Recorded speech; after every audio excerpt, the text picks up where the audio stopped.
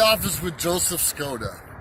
Today I'm talking to you from Avila Beach, California. Look around you, it's a beautiful beach. Beautiful beach. A little bit noisy from time to time, even the animals are enjoying it. Today I want to talk to you a little bit about life point. And what are some of the life points in our life?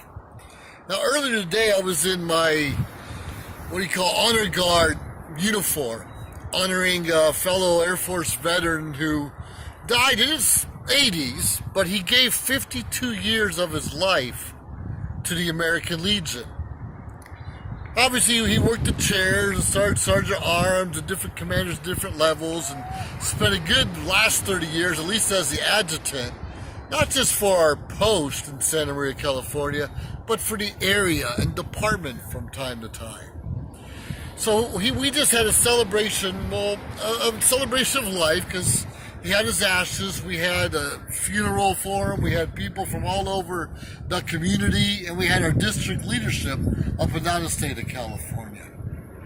Now, shortly after that funeral that we went to, I just came from a wedding here in Avila Beach.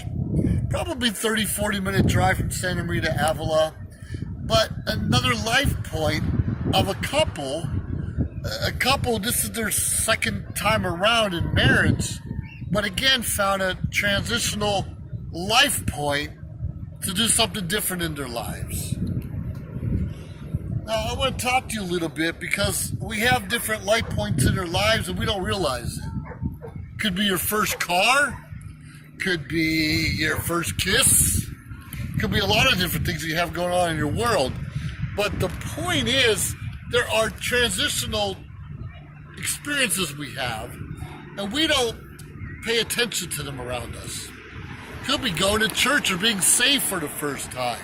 In fact, I go to Life Point Church. It's funny how we're talking about that now. But what I'm trying to say, we have transitions. And sometimes we take them for granted. Okay, I can start a new job, big deal.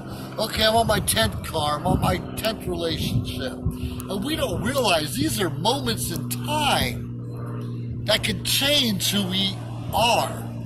Not necessarily change what's inside, but change the way we're thinking, change what's going on around us, and our relationships can change.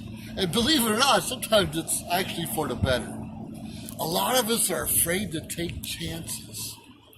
So when you go to a funeral, when you go to a cemetery, like my parents are in the cemetery, every time I go to visit them in Ohio, it's also a different life point of remembering something real important that has happened as a child. I had a great childhood. So these times in our life, we have to take, not necessarily for granted, but have to appreciate, deeply appreciate our friends and family. And we see most of our friends and family at weddings and funerals.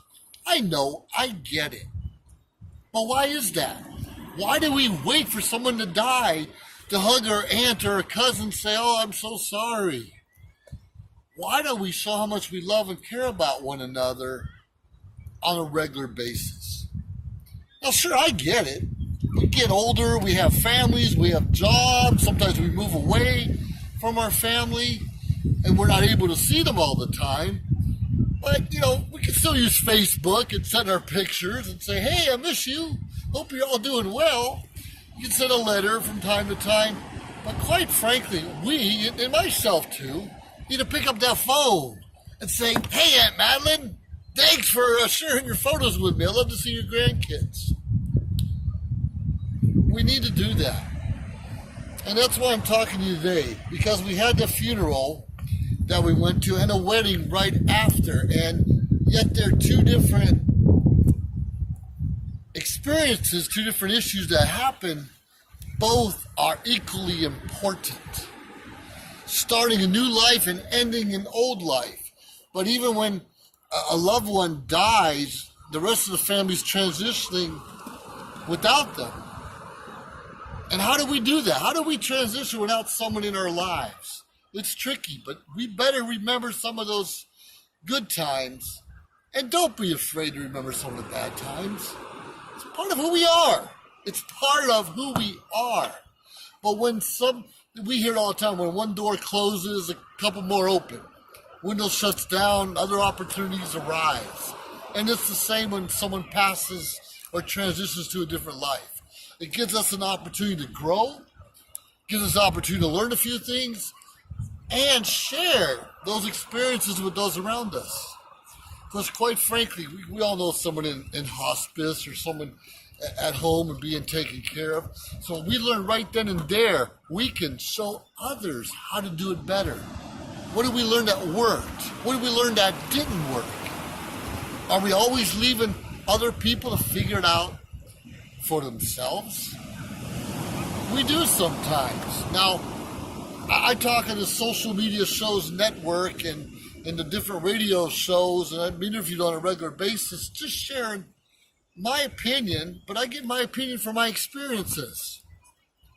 Now let's go back to that wedding. A lovely couple, good friend of mine I've known for 7 or 8 years, and we even did a church play and did some extras and some films.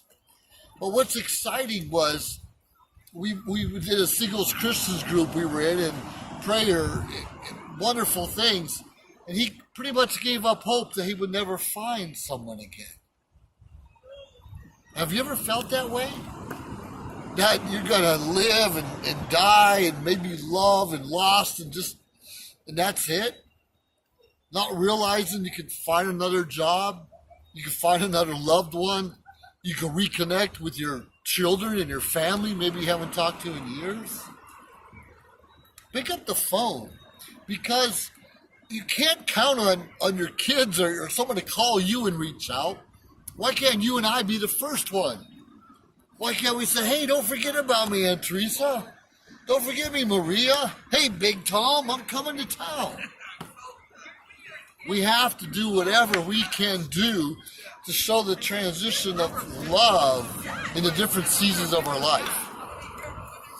We get scared of reaching out and being first because of rejection, right?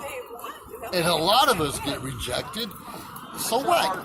So what? You make a decision, you ask for something, the answer is either yes or no. It doesn't matter. Don't take anything personally. A lot of us are afraid to commit to anything.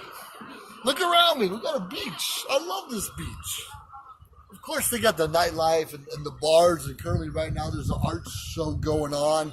And I've been out here, and the first of the year, January 1st, I've been out here on a kayak. And we get whales out here sometimes. Enjoy what life has to offer. But I'm going to tell you very quite frankly, we're going to have a lot of transitions. We're going to have a lot of life points. Like I said, you might be starting college for the first time or leaving home. It's not just a life point for the child, it's a life point transition for the parent also. And once we respect that, once we get out of our own heads, like, oh, I've got to do this, I've got to do that, got to start anew, learn how to eat healthy, whatever it is. Don't forget about the loved ones you're leaving behind or transitioning away from. Hey, even if it's a breakup, a bad relationship, don't leave bitter. Please don't be bitter toward one another. We all have our issues. We all have our things. A lot of us are afraid to commit. A lot of us are afraid of rejection. And quite frankly, a lot of us just don't know how to communicate. Hey, I'm preaching to the choir here. Even though I'm a Toastmaster, sometimes even I don't know how to communicate very effectively. So just come here, follow me a little bit.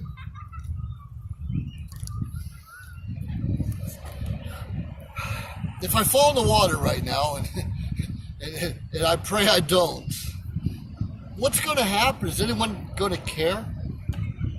Now, I know my children will care and my loved ones will, but will my neighbors care? Will people I've worked with before give a damn?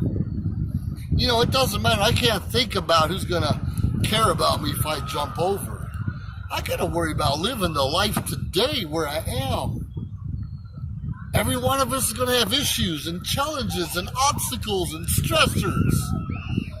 And you and I both know a lot of the stress comes from here. We do it to ourselves. We cause the issues, the obstacles, the uncertainty for ourselves. Stop blaming other people. Take responsibility for where you are in your actions. And quite frankly, look at those life points as learning lessons. And whatever you learn, share with someone else. Share your experiences, share your thoughts. Write a book if you have to, a journal. Because every one of us goes through stuff. Share that stuff and help other people get through it. Quite frankly, you and I need to serve each other, appreciate what's around us, appreciate who is around us, and tell them that you love them and appreciate them. You have yourself a great day. Remember the life points of our life. Remember, share, expand, appreciate. This is Joseph Skoda, and I'm in Avila Beach. Have yourself a great day.